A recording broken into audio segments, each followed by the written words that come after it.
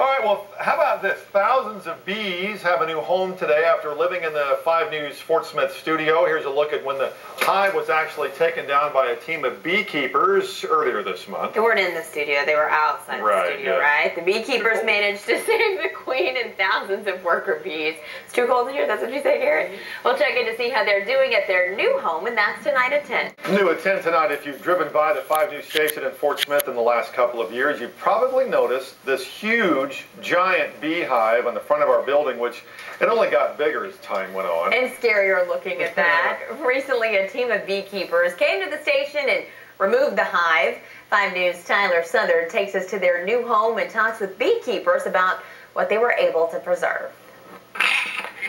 2 weeks ago, a hive of over 100,000 bees that made the 5 News studio their home for the past 2.5 years was removed.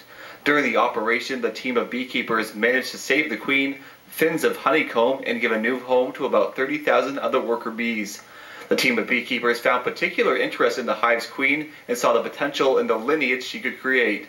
There's something about that queen that in her genetics that has allowed her to live through 2 winters. The colony has been transferred to a plot of land in Fort Smith and is protected from the elements in their new bee box. Pieces of the original hive have been set into frames. These contain larvae and eggs that will give birth to new worker bees when it's time to start gathering pollen once again. The queen bee will eventually be removed and placed in a separate container to lay eggs of new queen bees that will share in their mother's strong genetic makeup.